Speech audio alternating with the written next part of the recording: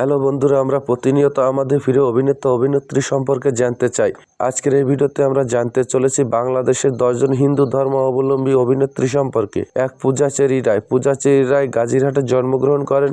বর্তমানে তিনি সিদ্ধেশ্বরী কলেজে পড়াশোনা চালিয়ে যাচ্ছেন। তিনি বিজ্ঞাপনের মধ্য দিয়ে চলচ্চিত্রে যুক্ত হন। বর্তমানে তিনি পোড়ামন্টু, নূরজাহান, দহন চলচ্চিত্র প্রধান চিত্রে অভিনয় করে সবার মাঝে আলাদা করে পরিচিতি লাভ করেছেন। 2.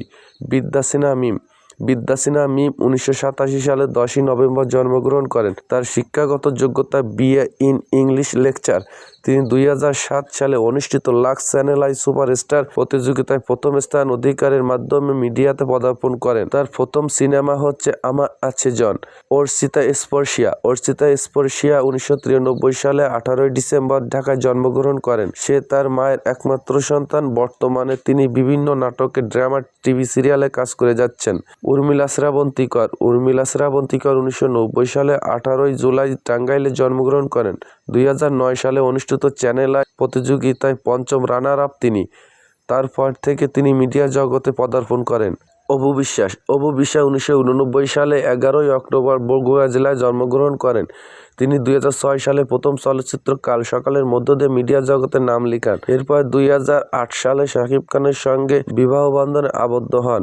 শ্রীলেখা গুহ। শ্রীলেখা গুহ অভিনয় শুরু করে 1986 সালের অভ্যন্তরীণ খেলাধুলা একটি চলচ্চিত্রের মধ্য দিয়ে।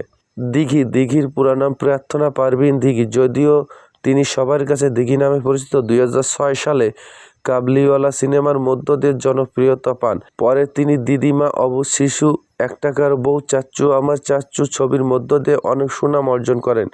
অরুণা বিশ্বাস। অরুণা বিশ্বাস টেলিভিশন, স্টেজ এবং চলচ্চিত্র অভিনয়ের পাশাপাশি সিনেমার ডিরেকশনও দিয়ে থাকেন। তিনি মিডিয়ায় পদার্পণ করেন 2086 সালে। তো বন্ধুরা, ভিডিওটি ভালো লাগলে অবশ্যই সাবস্ক্রাইব করুন